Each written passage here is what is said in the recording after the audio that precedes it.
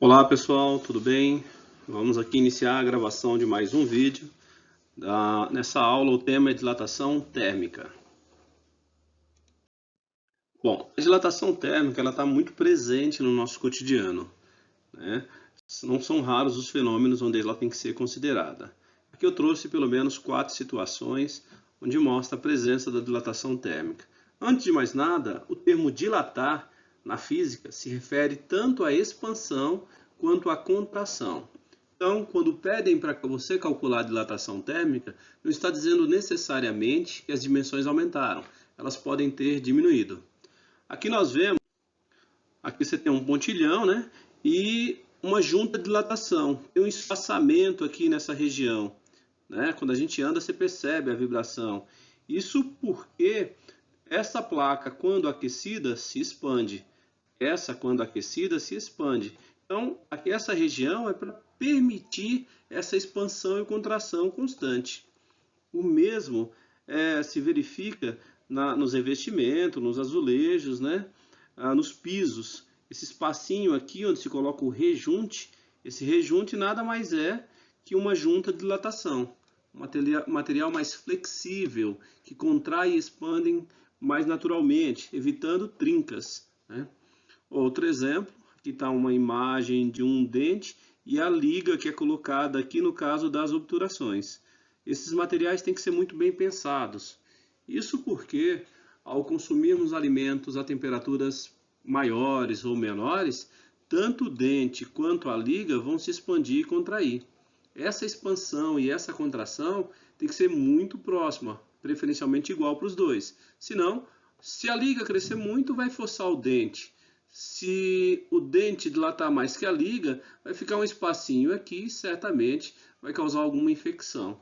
Aqui está o revestimento mostrando a mesma ideia aqui. Ele é necessário. Cada material se expande de um jeito. Então, cada pedra exige uma distância diferente. Então, tá aí alguns exemplos. Bom, antes de mais nada, você precisa saber que todo material, ao ser aquecido ou resfriado, se expande ou se contrai. E ele se expande e se contrai em todas as suas dimensões, no comprimento, na altura e na largura ou na profundidade. Acontece que, quando você pega uma barra assim de um certo metal, ou um fio, por exemplo, o comprimento dele é muito mais significativo que a altura ou que a largura, né? Essa dilatação, que considera apenas a variação no comprimento, é chamada de dilatação linear. Então, a dilatação linear, porque foi considerado apenas uma dimensão, né? Isso é muito comum nos casos de fios, cabos, barras, trilhos aí de trem. Essa dilatação vai ser representada pelo ΔL, que seria a variação no comprimento do metal ao ser aquecido ou resfriado. Normalmente metais, mas pode ser qualquer outro material. Bom, quando tanto o comprimento quanto a área, ou seja, quanto duas dimensões forem aqui significativas, a gente já fala de dilatação superficial. Você tem um ΔS aqui, né? Ou alguns textos, alguns livros vão trazer um ΔA, uma variação na área. Essa dilatação linear, ela trata, portanto, de duas dimensões, né? Comum aí quando se fala de chapas, placas, né? E é representado por ΔA ou, como já foi dito, ΔS. Seria a variação na área quando a temperatura varia. E por último, quando todas as dimensões forem significativas, a gente tem uma variação no volume. Então, dilatação volumétrica trata aí de 3 dimensões. E no caso específico aliás, todos os materiais se dilatam em todas as dimensões. Mas para os líquidos só faz sentido, assim como os gases, só faz sentido dilatação volumétrica. Então, esses são os tipos de dilatação que a gente vai ver. Para começar, é importante sabermos responder a seguinte pergunta: quais fatores influenciam na dilatação de um corpo? Bom, é claro que o primeiro fator é a variação de temperatura, um Δθ. Mais uma vez, alguns textos vão trazer um ΔT aqui, a variação de temperatura. Quanto maior for a variação na temperatura, maior vai ser a vibração das partículas, das moléculas que constituem o corpo, né? Vibração maior, a distância entre as moléculas aumenta. Isso faz o corpo como um todo se expandir. Portanto, quanto maior a variação na temperatura, maior a variação no comprimento, na área e no volume. Então, esse é o primeiro fator que influencia na dilatação de um corpo. O segundo fator é o material. Cada material se dilata de maneira diferente, reage de maneira diferente quando recebe energia térmica, né? Quando sua temperatura varia. E aí, esse material é representado pelo seu coeficiente de dilatação. Pode ser linear, quando a gente tratar de uma dimensão, superficial para duas ou volumétrica. Então, o segundo fator que influencia na dilatação é o material. E o terceiro e último fator, bom, só aqui para constar, quanto maior for o coeficiente de dilatação, maior será, portanto, a variação, seja no comprimento, na área ou no volume. Né? Por último, agora sim, as dimensões iniciais. Imagina que você tem uma barra aqui de ferro com 1 metro de comprimento. Ela vai aquecer, e vai se dilatar. Se eu tiver outra barra igual à primeira, só que com 2 metros de comprimento, cada metro se dilata como o anterior. Em outras palavras, se 1 metro dilatar 1 milímetro, então eu tendo a acreditar que 2 metros deve se dilatar 2 milímetros. O mesmo vale para a área ou para o volume. Então, o terceiro fator que influencia na dilatação do corpo são as dimensões iniciais, ou seja, o comprimento, no caso da linear, a área da superficial e o volume, no caso da volumétrica, né? Então, quanto maior forem essas dimensões iniciais, maior será a nossa dilatação, linear, superficial ou volumétrica. Esses três fatores juntos permitem a gente escrever a equação para calcular a dilatação. Então vamos lá, dilatação linear. Então eu tenho aqui uma barra de comprimento L0, né, e que foi aquecida, atingiu um comprimento L, né, logo teve uma variação no comprimento aqui, um ΔL. Tudo aqui fora de escala, as dilatações nunca são tão grandes assim. Visualmente, você não vai perceber. Percebe-se para os líquidos, ou até mesmo no caso do mercúrio, a gente consegue perceber. Mas os sólidos, de maneira geral, isso não é visível a olho nu, né? Bom, cálculo da variação no comprimento. A variação no comprimento é proporcional ao comprimento inicial, à variação de temperatura e ao coeficiente de dilatação do material. Se for linear, esse coeficiente é a letra alfa, né? Então, ΔL é o quanto o comprimento aumentou ou diminuiu, L0 é o comprimento inicial, Δθ é o quanto a sua temperatura subiu ou desceu, e alfa, como eu disse, é o coeficiente de dilatação do material. Um exemplo aqui, simples aplicação dessa equação. Uma barra de metal mede 5 metros. Perceba que eu coloquei 3 casas aqui depois da vírgula, e isso não é à toa. A temperatura de 20 graus Celsius. Quando a temperatura atinge 220 graus Celsius, seu comprimento passa a 5,001 metros. Bom, então tá aí porque eu coloquei 3 casas, né? A dilatação normalmente ela é muito pequena, então eu tenho que ter aqui a mesma quantidade de casas depois da vírgula, tanto no comprimento inicial quanto no comprimento final. Então, qual a variação de comprimento do metal? Então, media 5 metros, passou a medir 5,001, portanto, sofreu uma dilatação, basta subtrairmos aí, de 0,001 metro. Então, está aqui variação no comprimento e as grandezas aqui, comprimento inicial e comprimento final, estão nas mesmas unidades. Segunda pergunta, qual a variação de temperatura sofrida pelo metal? Dá para bater o olho e dizer, essas perguntas iniciais são só para ir organizando a forma de pensar e o que a gente precisa registrar em termos de informação. Então, variação de temperatura, temperatura final menos inicial, chegou a 220, estava em 20, portanto, variação de temperatura de 20 graus Celsius. Então, tá aí. Agora sim, deu o coeficiente, deu o valor do coeficiente de dilatação linear do material. Na verdade, essa era a pergunta desde o começo, que eu tinha como objetivo explicar para vocês como se calcula, né? O coeficiente de dilatação é o alfa. Para acharmos o alfa, vamos ver as informações. Temos o comprimento inicial, temos a variação no comprimento, temos a variação na temperatura e temos a equação. Então, só substituindo. ΔL, portanto, é 0,001. Perceba que eu preferi colocar aqui em notação científica, tá? Facilita aqui no caso das contas. Variação, comprimento inicial 5 metros, está aqui. Variação de temperatura 20 e o alfa a gente quer, né? Simplesmente multipliquei 5 vezes 20, que deu 100. Esse 100 vai passar dividindo, né? Agora coloquei em notação científica, 1 vezes 10 ao quadrado. Não é obrigado, mas facilita. Agora sim, 1 dividido por 1 dá 1. Conserva a base, subtrai os expoentes, 10 elevado a menos 5. E aqui está a unidade de medida, grau Celsius elevado a menos 1. E a mesma coisa de fazer por grau Celsius. É o quanto cada metro do material vai se expandir ou contrair para cada variação de 1 grau Celsius na sua temperatura. Então, por grau Celsius, isso é só unidade de medida, tá? Não vai influenciar em nada nos resultados.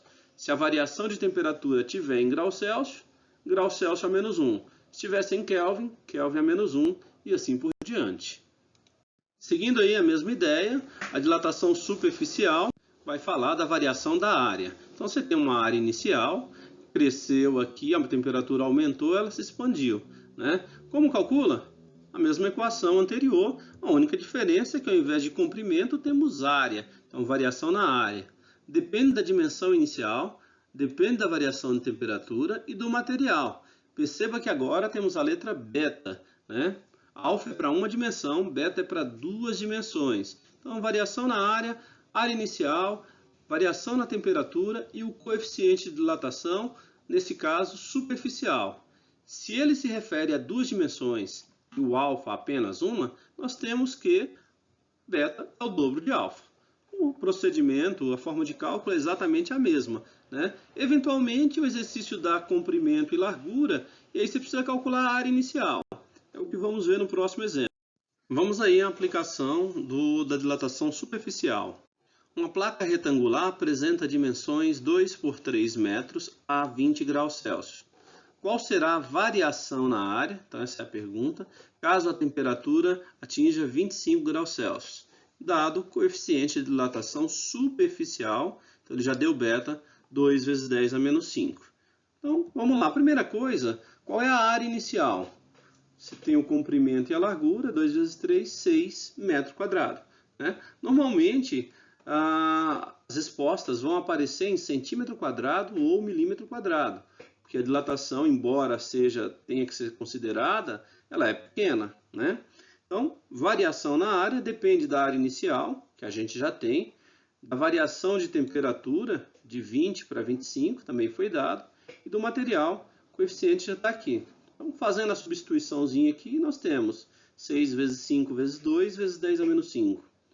Fazendo o passo a passo, 6 vezes 5, 30, vezes 2, 60, né? Vezes 10 a menos 5. Aqui teria terminado, não teria problema nenhum parar aqui, mas num exercício de teste, por exemplo, você dificilmente encontraria essa resposta. Ou ela estaria em notação científica, ou numa dessas unidades aqui. Então, isso é o mesmo que 60 vezes 10 a menos 5, que está em metro quadrado, vezes 10 a quarta, está aqui o 10 a quarta, né? Eu vou ter a resposta em centímetro quadrado. Então, 10 a quarta com 10 a menos 5 dá 10 a menos 1, vezes 60, 6 centímetros quadrados. Então, tá aí. Agora vamos à dilatação volumétrica, né? Você tem um volume inicial, a temperatura variou, chegou a um volume final. E aí o mesmo processo. O cálculo do volume vai depender a variação do volume vai depender do volume inicial, da variação de temperatura e do material, né? ΔV é a variação no volume, VO é o volume inicial, ΔT a variação na temperatura e gama aqui representando o coeficiente de dilatação volumétrica do material. E ele se refere a 3 dimensões. Portanto, enquanto o alfa se refere a uma. Portanto, gama vale 3 alfa. No caso dos gases e dos líquidos, só faz sentido utilizarmos a dilatação volumétrica. Vamos agora à dilatação dos líquidos. Bom, Aqui eu tenho um recipiente de volume V0 a uma temperatura T ou θ0. Suponha que eu aqueça esse sistema. Chegou a uma temperatura final T, né, ou θ, e um volume V. Ora, na prática, os líquidos sempre se expandem muito mais, ou se contraem, né, muito mais que os sólidos. Resultado, ao aquecer, esse recipiente aqui, ele se expandiu. Tá aqui, essa pequena diferença aqui seria a expansão do recipiente. O líquido que estava dentro expandiu, só que expandiu tanto que não coube aqui dentro. Resultado, transbordou. Tá aqui. A gente tende a achar que aquilo que transbordou seria a variação no volume do líquido. Mas não, a variação do volume do líquido é essa partezinha que ficou presa aqui dentro, né, de líquido, mais a parte que transbordou. Essa parte aqui, no caso, é a variação apenas aparente, diferente da real, que seria a junção dessas duas coisas. Então, nós temos a equação para linear era ΔL, para superficial ΔA ou ΔS, variação no volume ΔV, né? Depende das dimensões iniciais, da variação de temperatura e do coeficiente, né? O recipiente, a mesma coisa, sofre variação no seu volume. A dilatação aparente vai ser a diferença entre as duas, que é aquilo que transborda, ou seja, o que o líquido se dilatou menos o que o recipiente dilatou. Então tá aí. O mesmo vale para os gamas, tá? Se quiser achar o gama aparente, basta fazer o gama do líquido, que na verdade é o gama real, vou colocar um R aqui de real, menos o gama do recipiente, do frasco no caso, né? Aqui escrevendo com o mouse, a letra não fica tão legal, mas dá para entender. Vamos agora à resolução de alguns exercícios sobre dilatação linear, superficial ou volumétrica. Peguei aqui aleatoriamente alguns exercícios de vestibulares e espero que ajude. O comprimento de uma barra de alumínio é 100 centímetros a 0 graus Celsius. Então esse é o comprimento inicial, essa é a temperatura inicial. Dado coeficiente de dilatação linear, esse é o alfa, 24 vezes 10 a menos 5, o comprimento da barra a 70 graus será. Então vamos lá. Bom, primeira coisa, o comprimento final, que eu representei aqui por LF, é o comprimento inicial mais o que dilatou. O inicial nós já temos. Vale aqui, está no texto, né? Comprimento da barra é de 100 centímetros. Então, precisamos verificar quanto dilatou. Qual é o ΔL? Então, a equação aqui para variação no comprimento. Comprimento inicial nós já temos, vale 100, fazendo a substituição. Variação de temperatura de 0 até 70, variação 70, né? E coeficiente de dilatação 2,4 vezes 10 a menos 5. Então tá aí a substituição. Agora vamos fazer passo a passo aqui, só para ficar claro, a parte do cálculo, né? Então 100 vezes 70 vezes 2,4. Eu preferi fazer apenas 1 vezes 7 vezes 2,4. E isso dá 16,8. Né? 1 vezes 7, 7 vezes 2,4, 16,8. Né? Tem 3 zerinhos aqui, ó. 3 zerinhos eu representei por 10 à terceira. Né? 10 a menos 5, só repetir. Agora, vou fazer a potenciação. 10 à terceira com 10 a menos 5 dá 10 a menos 2. Portanto, duas casas aí tem que andar com uma vírgula, né? Então, ΔL vai ser, portanto, 0,168 centímetros. Então, tá aí. Achei a variação no comprimento. E dei a resposta aqui em centímetros, porque o comprimento inicial, lá no começo, 100 centímetros. Então, mesma unidade de medida. Agora sim, comprimento final é o inicial mais a variação. Fazendo essa sominha, 100,168 era a alternativa A do nosso exercício. Então tá aí, para achar o comprimento inicial, eu preciso do inicial e da variação. Calculei, cheguei no resultado. Mais um exercício. Um fio de 5 metros de comprimento, quando submetido a uma variação de temperatura, ele já deu a variação de temperatura de 120 graus Celsius apresenta uma dilatação. Opa, ele também deu já quanto o comprimento variou, de 10,2 milímetros. Tem aqui uma tabela de coeficiente de dilatação de vários materiais. E o exercício fala, a partir dessas informações e da tabela, constata-se que o fio é de... Bom, para eu saber o material, eu preciso calcular o coeficiente de dilatação. Aquele que bater será o material que o exercício está querendo. Então vamos lá, calcular o coeficiente de dilatação. ΔL já tenho, 10,2 milímetros. Comprimento inicial também já tenho, 5 metros. Variação de temperatura também. Então, só substituir. Um detalhe, fiz questão de colocar aqui as unidades, porque isso está em milímetro e isso está em metro. Então, tenho que colocar nas mesmas unidades. Ou os dois em milímetro, ou os dois em metro. Para milímetro fica mais fácil, só colocar 3 zeros. Então, 5.000 aqui, só repetir o restante. Agora eu vou fazer a multiplicação desse lado, né? Repetir o 10,2, 5.000 vezes 120, deu 60.000, preferencialmente, mais uma vez, trabalhe com notação científica, potência de base 10, para não ter que escrever tantos zeros, né? Beleza. Aqui, se eu tenho 5 zeros, 10 à quinta, coloquei aqui em notação científica, e aí esse númerozinho passou dividindo. 10,2 dividido por 6, fiz apenas essa divisão, dá 1,7. 10 à quinta vai para cima, 10 a menos 5. Opa, não tem essa alternativa. Ah, mas eu tenho 17, 10 a menos 6. Então, se eu andar uma casinha aqui com a vírgula, né, só subtrair um do expoente. Então, 17 vezes 10 a menos 6, que é o coeficiente do cobre. Portanto, letra A mais uma vez. Então, tá aí. Exercício 3.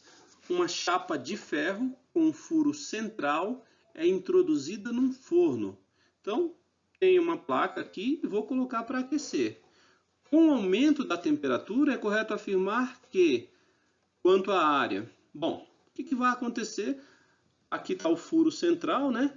Quando a temperatura aumenta, a agitação de todas as moléculas aqui da placa vai acontecer. Resultado, todas as suas dimensões vão aumentar. Então, essa linha aqui aumenta, essa linha aqui aumenta. Resultado, a placa como um todo vai crescer, assim como o próprio furo. Todas as dimensões irão aumentar, certo? Então, tanto a chapa como o do furo tende a aumentar? Sim. Então, tá aí, letra A, mais uma vez, é a alternativa correta. Então, um exercício teórico muito comum aí nas questões de vestibular, principalmente, né? Vamos para mais um. Uma torre de aço usada para transmissão de televisão tem altura de 50 metros. Agora a gente já tem um objeto com um comprimento bem significativo aqui e um valor que é real. Quando a temperatura ambiente é de 40 graus Celsius, então essa é a temperatura inicial. Considere que o aço dilata-se linearmente, em média, na proporção de 1 para 100.000. Opa, então ele está dando aqui, na verdade, o coeficiente de dilatação, que é 1 vezes 10 a menos 5. Tem 5 casos aqui, né, para cada variação de 1 grau Celsius. À noite, supondo que a temperatura caia para 20 graus Celsius, estava 40, caiu para 20, a variação de comprimento da torre em centímetros será de... Então ele quer saber o ΔL, variação no comprimento. Então só substituir os valores mesmo, não tem segredo. Como eu sempre brinco, não requer prática, nem tampouco habilidade. Né? Variação do comprimento é o que a gente quer. Comprimento inicial, a gente tem aqui 50 metros, né? Só que a resposta, o exercício quer em centímetros. Então, tem que colocar 2 zerinhos aqui, 500 centímetros. Variação de temperatura, de 40 para 20, de menos 20 aqui, né? E o coeficiente de dilatação dado no exercício, 1 por 100.000. Então, ΔL é igual 5.000 vezes 20, né? Deu 100.000. Dividido aqui, dividido por 100.000, dá menos 1. Portanto, vai diminuir em 1 centímetro. Variação no comprimento, 1 centímetro. Aí, mais uma vez, letra A coincidiu aí para todos, não foi intencional. o último exercício, fechar aqui a nossa discussão sobre dilatação térmica, né? Tendo enchido completamente o tanque do seu carro com capacidade para 60 litros. Opa, o tanque do carro está completamente cheio com 60 litros. Isso já é informação importante. A gente tem o volume da gasolina e o volume do tanque, né? 60 litros, já que está completamente cheio. Uma pessoa deixou o automóvel estacionado ao sol. Depois de um certo tempo, verificou que a temperatura ambiente se elevou 10 graus Celsius. Então temos aqui uma variação de temperatura de 10 graus Celsius. E uma quantidade de gasolina havia entornado, né? Sabendo que, então transbordado na real, sabendo que o coeficiente de dilatação volumétrica da gasolina é igual a 0,009, esse é o gama, já que é volumétrico, analise as afirmativas a seguir.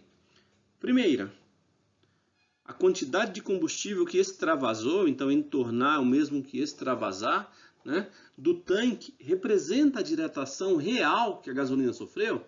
Não, nós vimos que não. O que transborda é sempre o aparente, né? Segunda pergunta, a dilatação real da gasolina foi menor que a dilatação do tanque? Se isso fosse verdade, não teria transbordado. Se a gasolina dilata menos que o tanque, sobraria um espacinho dentro do tanque, não transbordaria. E por último, variação no volume da gasolina foi de 0,54 litros. Bom, temos que calcular para verificar se isso é verdade.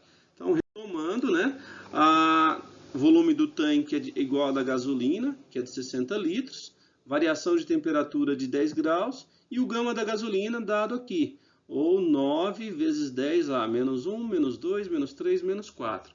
Então tá aí. Primeira afirmação era errada, né? A quantidade de gasolina, de combustível que extravasou é a dilatação aparente. A segunda também estava errada. A dilatação real da gasolina foi maior que a do tanque. A terceira a gente vai calcular aqui, mas já temos todos os valores. Só fazer uma substituição. Então tá aqui. ΔV do líquido, que é a gasolina, depende do volume inicial, 60 litros. Variação de temperatura 10, está aqui. E do gama foi dado também. Só multiplicando aqui 60 vezes 10, 600, vezes 0,009, 0,54. Então aqui, meio litro aqui aproximadamente transbordou, né? Então, tá aí a nossa parte de resolução de exercício. Deixo aqui uma pergunta para vocês. Vale a pena encher o tanque num dia que a temperatura está baixa ou num dia em que a temperatura está alta? Pense bem aí, porque isso pode fazer com que você economize aí alguns centavos ou alguns reais, uma vez que a gasolina anda bem cara. Então, grande abraço a todos, bons estudos, espero que tenha ajudado. Fiquem em paz.